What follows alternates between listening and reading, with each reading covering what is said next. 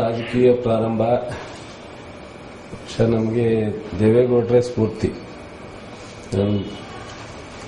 ನಾಗಮಂಗಲ ತಾಲೂಕು ಒಂದು ಸಣ್ಣ ಹಳ್ಳಿ ಜಿರಗಟ್ಟ ಅಂತೇಳಿ ನಾನು ಹುಟ್ಟಿದವರು. ನಮ್ಮ ತಂದೆ ಅಥವಾ ನಮ್ಮ ಫ್ಯಾಮಿಲಿ ಯಾರು ರಾಜಕಾರಣದಲ್ಲಿ ಇಲ್ಲ.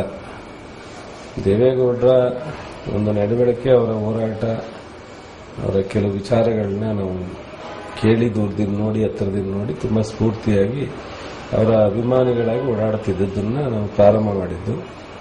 ನಂತರ ಹಾಗೆ ಅದು ನನ್ನ ಡಿಪ್ಲೊಮಾ ಸಿವಿಲ್ ಇಂಜಿನಿಯರ್ ಮುಗಿಸ್ಕೊಂಡು ನಾನು ಸ್ವಲ್ಪ ದಿವಸ ಇಂಜಿನಿಯರ್ ಆಗಿ ಕೆಲಸ ಮಾಡ್ತಿದ್ದೆ. ನಂತರ ಬಿಟ್ಟು ಕಾಂಟ್ರಾಕ್ಟ್ ಆಗಿ ಕೆಲಸ ಮಾಡ್ತಿದ್ದೆ.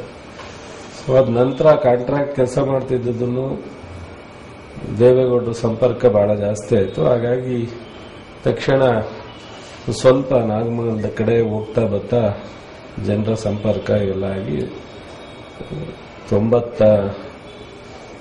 90ರಲ್ಲಿ ಸ್ವಲ್ಪ ಒಡನಾಟ ಜನರ ಪ್ರಾರಂಭ ಆಯಿತು. 94ಕ್ಕೆ ಗೌಡರನ್ನ ಮುಖ್ಯಮಂತ್ರಿ ಆಗಿ ಪಕ್ಷ ತೀರ್ಮಾನ ಮಾಡಿ ಅವರನ್ನ ಚುನಾವಣೆಗೆ ಇಳಿಸಿದಾಗ ನಾವೆಲ್ಲರೂ ಬಹಳ ಉತ್ಸಾಹದಿಂದ ಅವರ ಒಂದು ಚುನಾವಣೆನ ಎದುರಿಸಲಿಕ್ಕೆ ನಾವು 1994 ಚುನಾವಣೆಗೆ ಓಡಾಡಿದ್ದು. ಅವರು ಗೆದ್ದು ಮುಖ್ಯಮಂತ್ರಿ ಆದಾಗ ಸೊ ನಾವು ಆಕಸ್ಮಿಕವಾಗಿ ರಾಜಕಾರಣಕ್ಕೆ ಧುಮುಕುವಂತ ಪರಿಸ್ಥಿತಿ ನಿರ್ಮಾಣ ಆಯಿತು. 95 ಅವ್ರು ಗೆದ್ದು ಒಂದು 5-6 ತಿಂಗಳಲ್ಲೇ ಜಿಲ್ಲಾ ಪಂಚಾಯತ್ ಚುನಾವಣೆ ಹೊತ್ತು ನನಗೆ ಒಂದು ಅವಕಾಶ ಮಾಡಿದ್ರು ದೇವೇಗೌಡರು ಪಕ್ಷ. ಅವಾಗ ನನ್ನ ಜಿಲ್ಲೆನಲ್ಲಿ ಯಾವ ನಾಯಕರು ನನಗೆ ಪರಿಚಯ ಇಲ್ಲ. ಅವತ್ತಿದ್ದಂತೆ ಎಸ್ ಟಿ ಜಯರಾಮ್ ಅವರು ಮಂತ್ರಿ ಆಗಿದ್ರು, ಅವರು ನನಗೆ ಸಂಪರ್ಕ ಇಲ್ಲ. ನನಗೆ ನೇರವಾಗಿ ಸಂಪರ್ಕ ಇದ್ದಿದ್ದೆ ನನಗೆ ಮತ್ತು ನಮ್ಮ ಸೋದರರು, ನಮ್ಮ ಅಣ್ಣ ಒಬ್ಬ ಲಕ್ಷ್ಮೀಕಾಂತ್, ನಮ್ಮಿಬ್ಬರಿಗೂ ಸಂಪರ್ಕ ಇದ್ದಿದ್ದೆ ದೇವೇಗೌಡರು. ಅವತ್ತು ಕುಮಾರಸ್ವಾಮಿನೂ ನನಗೆ ಪರಿಚಯ ಇರಲಿಲ್ಲ, ರೇವಣ್ಣನೂ ಪರಿಚಯ ಇರಲಿಲ್ಲ. ಹಾಗಾಗಿ ಜಿಲ್ಲಾ ಪಂಚಾಯತಿ ಮೆಂಬರ್ ಆದ ತಕ್ಷಣ ಸ್ವಲ್ಪ ತಾಲೂಕಿನಲ್ಲಿ ರಾಜಕಾರಣ ಅವಾಗಿದ್ದಂಥ ಶಾಸಕರು ಶಿವರಾಮೇಗೌಡರು ತುಂಬಾ ಪ್ರಭಾವಿ ಮತ್ತು ಬೇರೆ ಬೇರೆ ತರದ್ದು ಗೊತ್ತಿರುವಂತ ವಿಚಾರನೆ. ಆದರೆ ಅವರು ಮತ್ತಿರ್ಗ ನಮ್ಮ ಪಕ್ಷನ ಒಳಗಡೆ ಬಂದು ಅವರು ಪಕ್ಷ ಸದಸ್ಯ ಪಡ್ಕೊಂಡ ಮೇಲೆ ಸೊ ನಾನು ಅವರನ್ನ ಒಪ್ಪದಲ್ಲೇ ನಾನು ದೂರನೇ ಉಳಿದು ಪಕ್ಷದಲ್ಲೇ ಇದ್ಕೊಂಡು ದೂರ ಉಳಿದು. ಹಾಗಾಗಿ ಜಿಲ್ಲಾ ರಾಜಕಾರಣಕ್ಕೆ ಪ್ರಾರಂಭದಲ್ಲೇ ನನ್ನ ಹೋರಾಟ ಪ್ರಾರಂಭ ಆಯಿತು. ಉಪಾಧ್ಯಕ್ಷರಾಗಿದ್ದೆ ಮತ್ತು ನಾಗೇಗೌಡರು, ಅವತ್ತಿದ್ದಂಥ ಮಂತ್ರಿ ಸೋಮಶೇಖರ್, ಬಹಳ ಜನರ ವಿರೋಧ ಮಧ್ಯದಲ್ಲಿ ನಾನು ರಾಜಕಾರಣ ಬೆಳೆಯೋದು ಪ್ರಾರಂಭ ಆಯಿತು. ಹಾಗಾಗಿ ನನಗೆ ಬಹುಶಃ ಮಂಡ್ಯ ಜಿಲ್ಲೆಯಲ್ಲಿ ಎಸ್ ಟಿ ಜಯರಾಮ್ ಅವರು ತಕ್ಷಣ ತೀರ್ಕೊಂಡ್ರು. ಅವಾಗ ತೀರ್ಕೊಂಡಾಗ ನಾನು ಒಂದು ರೀತಿ ಅಲೋನ್. ಎಷ್ಟು ಜನ ಶಾಸಕರಿದ್ರು, MLCಗಳಿದ್ರು, MP ಇದ್ರು, ಅಷ್ಟೂ ಜನ ನನ್ನ ವಿರುದ್ಧ ನಮ್ಮ ಪಕ್ಷದಲ್ಲಿ. ಆ ರೀತಿ ಹೋರಾಟ ಪ್ರಾರಂಭ ಆಗಿ ಕೊನೆಗೆ 99 ಚುನಾವಣೆ ಬರೋದ್ರೊಳಗಡೆ ಬಹಳ ಜನ ದೇವೇಗೌಡರನ್ನ ಬಿಟ್ಟೋದ್ರು. ಪಕ್ಷ ಡಿವೈಡ್ ಆಯಿತು. ಯಾರು ದೇವೇಗೌಡರ ಹತ್ರ ಇತ್ಕೊಂಡು ನಮ್ಗೆ ಹಿಂಸೆ ಕೊಟ್ಟರು, ಬಟ್ ಕೆಲವು ತತ್ವ ಸಿದ್ಧಾಂತಗಳಲ್ಲಿ ಅವರು ಒಪ್ಪದಲ್ಲೇ ನಾನು ಪಕ್ಷದಲ್ಲೇ ಇದ್ಕೊಂಡು ವಿರೋಧವಾಗಿದ್ದ. ಅದು ಅಲ್ಟಿಮೇಟ್ ಅವರೆಲ್ಲರೂ ಪಕ್ಷ ಡಿವೈಡ್ ಆಗಿ ಜಯತ್ ಪಟೇಲ್ರು ಒಂದು, ದೇವೇಗೌಡರು ಒಂದಾದಾಗ ಅವರೆಲ್ಲ ಜಯತ್ ಪಟೇಲ್ರ ಜೊತೆ ಹೋದ್ರು, ಕೆಲವರು ಕಾಂಗ್ರೆಸ್ ಜೊತೆ ಹೋದ್ರು. ನಾವು ಅಲ್ಟಿಮೇಟ್ ಅಶ್ವಶ್ಯ ತರ ನಾವೇನಿದ್ದೋ ನಾವೆಲ್ಲ ಮತ್ತೆ ದೇವೇಗೌಡರ ಜೊತೆ ಉಳ್ಕೊಂಡ್ರು. ದೇವೇಗೌಡರು ಪ್ರಧಾನಿ ಆದಾಗ, ಚೀಫ್ ಮಿನಿಸ್ಟರ್ ಇದ್ದಾಗ ಯಾರು ಉಪಯೋಗಿಸ್ಕೊಂಡ್ರು ಅವರೆಲ್ಲ ಹೊರಗಡೆ ಹೋದ್ರು. ನಾವು ಮತ್ತಿರ್ಗ ದೇವೇಗೌಡರ ಜೊತೆಲೇ ಉಳ್ಕೊಂಡ. ಇಷ್ಟಕ್ಕೆಲ್ಲ ಕಾರಣ ಬಟ್ ಈ ರಾಷ್ಟ್ರದಲ್ಲೇ ಇರ್ಬೋದು, ಈ ರಾಜ್ಯದಲ್ಲೇ ಇರ್ಬೋದು, ಯಾರಾದ್ರೂ ಒಂದು 10 ಜನ ಈ ರಾಷ್ಟ್ರಕ್ಕೆ ಸ್ವತಂತ್ರ ಕೊಟ್ಟ ನಂತರ ಅಧಿಕಾರ ಬಂದ ಮೇಲೆ, ನಾನು ಹೇಳೋದು ಸ್ವತಂತ್ರಕ್ಕಾಗಿ ಬಹಳಷ್ಟು ಜನ, ಲಕ್ಷಾಂತರ ಜನ ಯಾವುದೇ ಎಕ್ಸ್ಪೆಕ್ಟೇಷನ್ ಇಲ್ಲದೆ ದುಡಿದು ನಮಗೆ ಸ್ವತಂತ್ರ ತಂದು ಕೊಟ್ಟಿದ್ದಾರೆ. ಮಹಾತ್ಮ ಗಾಂಧಿಯಿಂದ ಹಿಡಿದು, ಅಂಬೇಡ್ಕರ್ ಇಂದ ಹಿಡಿದು, ಶಾಸ್ತ್ರಿ ಅವರೆಲ್ಲ ಬಹಳಷ್ಟು ಜನ. ಬಟ್ ಯಾರು ನೇರ ನಂತರ ಪ್ರಧಾನಿಗಳಾದರೂ ರಾಜಕಾರಣ ಅಧಿಕಾರವನ್ನ ಅನುಭವಿಸಿದ್ರು. ಅದರಲ್ಲಿ ದೇವೇಗೌಡರು ಒಬ್ರು ರೈತ ಕುಟುಂಬದಿಂದ ಬಂದು ಬಹಳ ಸರಳತೆಯಿಂದ, ಯಾವುದೇ ತರದ ಒಂದು ಹಾವಭಾವ ಇಲ್ಲದೆ ನಿಜಕ್ಕೂ ಸಹ ಈ ದೇಶಕ್ಕೋಸ್ಕರ, ಜನಕ್ಕೋಸ್ಕರ ದುಡಿಯುವಂತ ಮನಸ್ಥಿತಿಯನ್ನು ಇಟ್ಕೊಂಡು ಬಹಳ ವರ್ಷ ದುಡಿದು ಇವತ್ತು ನಮಗೆ ಒಂದು ಆದರ್ಶ ಕೊಡ್ತಾ ಇರ್ತಕ್ಕಂಥವ್ರು ಅಂದ್ರೆ ಬಹುಶಃ ದೇವೇಗೌಡರಿಂದ ನಾವು ಒಪ್ಪಲೇಬೇಕಾಗತ್ತೆ. ಈ ರಾಜ್ಯದ, ಈ ರಾಷ್ಟ್ರದ ಎಲ್ಲರೂ ಒಪ್ಪದೇ ಇದ್ರೆ ನಮ್ಮ ಮನಸ್ಸಾಕ್ಷಿಗೆ ಅದು ದ್ರೋಹ ಮಾಡ್ಕೊಂಡಂಗೆ ಅಷ್ಟೇ. ಸೊ ಹಾಗಾಗಿ ಅದು ದೇವೇಗೌಡರ ಜೊತೆನಲ್ಲಿ ನಾವು ಅವರ ಕೆಲವು ವಿಚಾರಗಳನ್ನ ಹತ್ತಿರದಿಂದ, ತಮಗೆಲ್ಲ ಎಷ್ಟು ಗೊತ್ತಿದೆಯೋ ಗೊತ್ತಿಲ್ಲ ಈಗಿನ ಜನರೇಷನ್ಗೆ, ಸೊ ಸೊ ದೇವೇಗೌಡರ ಜೊತೆ ಕೂತ್ಕೊಂಡು ಅವ್ರು ನಡೆದು ಬಂದು ಅವ್ರು ಓಡಾಟ ಮಾಡಿದಂಥದ್ದು, ಅವ್ರು ಕೆಲವು ತಗೊಂಡಂತ ನಿರ್ಧಾರಗಳು ಹತ್ತಿರದಿಂದ ಕೇಳಿದ್ರೆ ಬಹುಶಃ ನಮ್ಮೆಲ್ರಿಗೂ ಇವತ್ತು ಮೈ ನಡಗುತ್ತೆ. ಬಟ್ ನಮ್ಗೆ ಅಷ್ಟೇ ರಾಜಕೀಯವಾಗಿ ಉತ್ಸಾಹನೂ ಬರುತ್ತೆ, ಮಾಡಬೇಕು ಛಲ ಎಲ್ಲ ಬರ್ತಕ್ಕಂಥದ್ದು. ಅಂಥವ್ರೊಬ್ರು ಇನ್ನ ಇದನ್ನ ನಾವು ಗಮನಿಸ್ತಾ ಇದ್ರೆ ತಿಳ್ಕೊಂಡಾಗಲೇ. ಹಾಗಾಗಿ ದೇವೇಗೌಡರ ಜೊತೆ ನಾವು ಉಳ್ಕೊಂಡು 99ರಲ್ಲಿ ನಾನು ಮತ್ತು ನಮ್ಮ ಪಕ್ಷದಿಂದ 10 ಜನ ಶಾಸಕರು ಗೆದ್ದವು, ನಾನು ಸೇರಿ. ಅದರಲ್ಲಿ 6 ಜನ ಪಕ್ಷ ಬಿಟ್ಟು ಹೋದ್ರು ಕಾಂಗ್ರೆಸ್ಗೆ, ಅವ್ರು ಕೊಡೋ ಹಿಂಸೆನ ತಡೆಯಲಾರ್ದು. ಕೊನೆಗೆ ನಾನು, ನಮ್ಮ ಚೆನ್ನಿಂಗಪ್ಪ ಮತ್ತು ಸುರೇಶ್ ಬಾಬು, ಕೃಷ್ಣಮೂರ್ತಿ ಅಂತ ಇಬ್ಬರು ಕುರುಬರು, ಇಬ್ರು ವಕೀಲರು, 4 ಜನ ನಾವು ಉಳ್ಕೊಂಡು ಅಷ್ಟೇ. 6 ಜನ ಬಿಟ್ಟು ಹೋದ್ರೆ 4.5 ವರ್ಷ ನಾವು ಅವರೆಲ್ಲ ಕಿರುಕುಳ ಅನುಭವಿಸಿ ಮತ್ತೆ 2004ರಲ್ಲಿ 58 ಸೀಟ್ ಗೆಲ್ಲುವಂತ ಸಂದರ್ಭದಲ್ಲಿ ನಾನು ಒಬ್ಬ ಗೆದ್ದೆ. ಸೊ ನನ್ನನ್ನು ಮತ್ತೆ ನಮ್ಮ ಜಿಲ್ಲೆಯಲ್ಲಿ ಮಂತ್ರಿ ಮಾಡಿದ್ರು, ಆರೋಗ್ಯ ಸಚಿವನಾಗಿ ಧರ್ಮಸಿಂಗ್ ಕಾಲದಲ್ಲಿ 20 ತಿಂಗಳು ನಾವು ಕೆಲಸ ಮಾಡಿ ಮತ್ತೆ ಕುಮಾರಸ್ವಾಮಿ ಮಾಡುವಂಥದ್ರಲ್ಲಿ ಅವಾಗ ನಾವೆಲ್ಲ ಶಾಸಕರು ಬಹಳ ಪಾತ್ರ ವಹಿಸ್ತು. ದೇವೇಗೌಡರು ಬಹಳ ನೋವನ್ನು ಕೊಟ್ಟು ಅವರು ಬಹುಶಃ ಅವ್ರ ವಿರುದ್ಧವಾದ ತೀರ್ಮಾನ ತಗೊಂಡು ನಮಗೊಂದು ದೇವೇಗೌಡರು ನೋವು ಮಾಡಬೇಕು ಅವ್ರ ವಿರುದ್ಧವಾಗಿ ಅಂತಲ್ಲ, ಕುಮಾರಸ್ವಾಮಿಯವರ ಕೆಲವು ನಡವಳಿಕೆಗಳು, ಅವರ ಒಂದು ಬೆಳೆದು ಬಂದ ರೀತಿ, ದೇವೇಗೌಡರ ಮಗನಾಗಿ ಒಬ್ಬ ಎಷ್ಟೋ ಜನ ಈ ರಾಜ್ಯದಲ್ಲಿ ಕೆ.ಸಿ. ರೆಡ್ಡಿಯವರಿಂದ ಮಾಜಿ ಮುಖ್ಯಮಂತ್ರಿಗಳಿದ್ದಾರೆ. ಯಾರ ಮಕ್ಕಳು ಇಲ್ಲಿವರೆಗೆ ರಾಜಕೀಯ ಕ್ಷೇತ್ರದಲ್ಲಿ ಛಾಪನ್ನು ಮೂಡಿಸುವಂತ ಪರಿಸ್ಥಿತಿ ನಿರ್ಮಾಣ ಆಗಿಲ್ಲ. ಎಲ್ಲ ಅರಸುವವರು 8 ವರ್ಷ ಆಡಳಿತ ಮಾಡಬಹುದು, ಅಥವಾ ಜಯಂತ್ ಪಟೇಲ್ರ ಮಕ್ಕಳಾಗಲಿ ಅಥವಾ ಯಾರೇ ಆಗಲಿ, ಇವತ್ತು ದೇವೇಗೌಡರ ಮಗ ಆಗಿ ಕುಮಾರಸ್ವಾಮಿ ಇವತ್ತು ರಾಜ್ಯದಲ್ಲಿ ಅವರೇನು ಗುರುತಿಸ್ಕೊಂಡಿದ್ದಾರೆ, ಸೊ ಅವರೇನು ಜನರಿಗೆ ಹತ್ರ ಇದ್ದಾರೆ, ಅಥವಾ ಇವತ್ತು ಏನು ಎಲ್ಲ ವರ್ಗದ ಮತ್ತು ಎಲ್ಲ ಭಾಗದ ಜನ ಕುಮಾರಸ್ವಾಮಿ ಕುಮಾರಣ್ಣ ಅಂತ ಏನು ಪ್ರೀತಿಸ್ತಾರೆ, ಆ ಮಟ್ಟಿಗೆ ಇವತ್ತು ಯಾವ ಲೀಡರ್ ಮಕ್ಕಳು ಇಲ್ಲಿವರೆಗೆ ಬೆಳಿಲಿಕ್ಕಾಗಿಲ್ಲ. ಇದು ನಮಗೆ ಪ್ರಾರಂಭದಲ್ಲೇ ಅವರನ್ನು ನೋಡಿ ಅವರನ್ನ ಹತ್ತಿರದಿಂದ ಪ್ರೀತಿಯಿಂದ, ನಮಗೆ ವಯಸ್ಸಲ್ಲಿ ಈಕ್ವಲ್ ಇದ್ರು ಅವ್ರನ್ನೊಬ್ಬರು ನಾಯಕ ನೋಡಬಹುದು, ಅವ್ರ ನಾಯಕತ್ವದಲ್ಲಿ ನಾವು ಪಕ್ಷ ಕಟ್ಟಿದ್ರೆ ಮುಂದೆ ಒಂದು ಒಳ್ಳೇದಾಗುತ್ತೆ ಅನ್ನೋ ಭಾವನೆಯಿಂದ ದೇವೇಗೌಡರಿಗೆ ಒಂದು ಸ್ವಲ್ಪ ನೋವಾದ್ರೂ ಪರವಾಗಿಲ್ಲ. ಬಟ್ ಮುಂದಿನ ದಿನಗಳಲ್ಲಿ ನಾವು ಒಳ್ಳೇದು ಮಾಡಿದಾಗ ದೇವೇಗೌಡರು ಒಪ್ತಾರೆ ಅನ್ನೋದಷ್ಟೇ.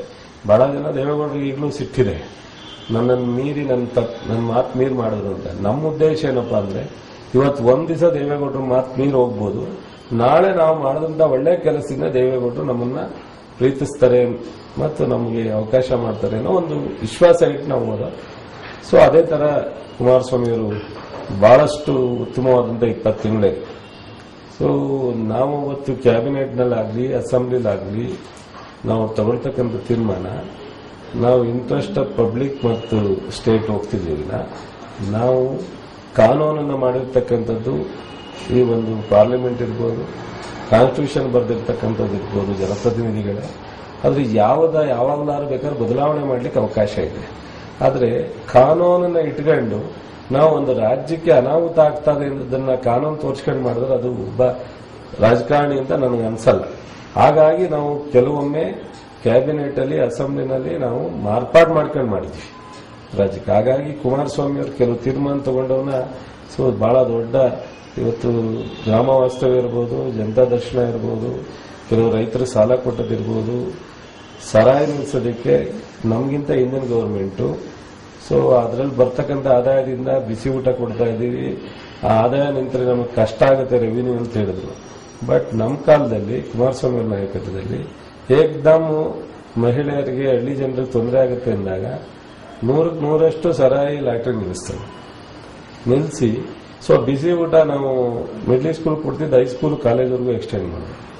ಸೊ 1,000 ಪ್ರೌಢಶಾಲೆ, ಕಾಲೇಜು, ಡಿಗ್ರಿ ಕಾಲೇಜು, ರಸ್ತೆಗಳು, ಇತಿಹಾಸ ನೋಡೋ ರೀತಿನಲ್ಲಿ ಇಡೀ ರಾಷ್ಟ್ರದಲ್ಲಿ ಎಷ್ಟೋ ಕಡೆ ನಮ್ಮನ್ನು ಕೇಳಿದ್ರು ಕುಮಾರಸ್ವಾಮಿ ನಾವು ಜೊತೆಲಿ ಹೋದಾಗ, ನೀವು ಹೆಂಗೆ ಇಷ್ಟೊಂದು ಶಾರ್ಟ್ ಟೈಮ್ನಲ್ಲಿ ಇಷ್ಟೊಂದು ಡೆವಲಪ್ಮೆಂಟ್ ಮಾಡಲಿಕ್ಕೆ ಮತ್ತು ಇಷ್ಟೊಂದು ಎಜುಕೇಷನ್ ಇದರಲ್ಲಿ ಹೆಚ್ಚು ಒತ್ತು ಕೊಡಲಿಕ್ಕೆ ಹೆಂಗ್ ಸಾಧ್ಯ, ಎಲ್ಲಿಂದ ನೀವು ಮಾಡ್ಲಿಕ್ಕೆ ಸಾಧ್ಯ? ರೈತರಿಗೆ ಸಾಲ ಮನ್ನಾ ಮಾಡೋದಾಗಲಿ, ಬೆಳೆಗೆ ಪ್ರೋತ್ಸಾಹ ಕೊಡೋದಾಗಲಿ, ನಮ್ಮ ಟೊಮೊಟೊ ಇರ್ಬೋದು, ಅಡಿಕೆ ಇರ್ಬೋದು, ಕೊಬ್ಬಿರ್ಬೋದು, ಇವೆಲ್ಲ ಬೆಳೆಗೆ ರೇಟನ್ನ ನಾವು ಸಪೋರ್ಟೆಡ್ ಪ್ರೈಸ್ ಕೊಟ್ಟಿದ್ದಾಗಲಿ, ರಸ್ತೆಗಳು ಮಾಡಿದ್ದಾಗಲಿ, ಇಲ್ಲೆಲ್ಲ ಅಗಲೀಕರಣ ಬೆಂಗಳೂರೊಳಗೆ. ಇವತ್ತು ಬೆಂಗಳೂರೊಳಗಡೆ ನಮಗೆ ದುರಾದೃಷ್ಟ, ಜನರಿಗೆ ನಾವು ತಲುಪಿಸೋದ್ರಲ್ಲಿ ವಿಫಲರಾದ್ವೋ ಅಥವಾ ಜನರನ್ನ ರಾಜಕೀಯದ ವಿಚಾರದಲ್ಲಿ ಹೆಚ್ಚು ಕಾನ್ಸಂಟ್ರೇಟ್ ಮಾಡಿ ನಮ್ಮ ಕೆಲಸಗಳನ್ನ ಅವರು ಹೆಚ್ಚು ಗಮನಿಸಲಿಲ್ವೋ, ಬೆಂಗಳೂರು ಏನಾದ್ರೂ ಕೆಂಪೇಗೌಡ ಕಟ್ಟಿದಂತ ಬೆಂಗಳೂರನ್ನ ಒಂದು ಮಟ್ಟಕ್ಕೆ ತರಲಿಕ್ಕೆ ಪ್ರಾಮಾಣಿಕವಾಗಿ ಪ್ರಯತ್ನ ಮಾಡಿದ್ರೆ, ಅದರ ಕಾಂಟ್ರಿಬ್ಯೂಷನ್ ಇದ್ರೆ ಅದು ದೇವೇಗೌಡರು, ಜನತಾ ಪರಿವಾರ, ಕುಮಾರಸ್ವಾಮಿ. ಅದು 7 TMC ಮಾಡಿ ಅಭಿವೃದ್ಧಿ ಪ್ರಯತ್ನ ಮಾಡಿದ್ದು ದೇವೇಗೌಡ್ರೆ, ಫ್ಲೈಓವರ್ ಪ್ರಾರಂಭ ಮಾಡಿದ್ದು ದೇವೇಗೌಡ್ರೆ, ITBTಗೆ ಹೆಚ್ಚು ಒತ್ತು ಕೊಟ್ಟಿದ್ದು ದೇವೇಗೌಡ್ರೆ. ನಂತರ ದಿನಗಳಲ್ಲಿ ಕುಮಾರಸ್ವಾಮಿಯವರು ಬೃಹತ್ ಮಹಾನಗರ ಪಾಲಿಕೆ ಮಾಡಿದವರು ಕುಮಾರಸ್ವಾಮಿಯವರೇ. ಕಾವೇರಿ ನೀರನ್ನ ಅವತ್ತು 9 TMCನ ಅವರು ರಿಸಿಪ್ಟ್ ತಗೊಂಡು ಕೊಡದೇ ಇದ್ದಿದ್ರೆ ಸೊ ಇವತ್ತವರೆಗೂ ಸಹ ಬೆಂಗಳೂರಿಗೆ ಕುಡಿಯಕ್ಕೆ ನೀರು ಇರ್ತಿರ್ಲಿಲ್ಲ, ಯಾರು ಮಾಡ್ಲಿಕ್ಕೆ ಸಾಧ್ಯ ಆಗ್ತಿರಲಿಲ್ಲ. ಮೇಕ್ರಿ ಸರ್ಕಲ್ ಒಂದು ಫ್ಲೈಓವರ್ನ ಅವ್ರು ಪ್ರೈಮ್ ಮಿನಿಸ್ಟರ್ ಆಗಿ ರಕ್ಷಣಾ ಇಲಾಖೆಯಿಂದ ಅದು ಬಿಡುಗಡೆ ಮಾಡದಿದ್ರೆ ಬಹುಶಃ ಅಂಥವು 3-4 ಕಡೆ ಅದನ್ನು ಮಾಡಿದ್ದಾರೆ.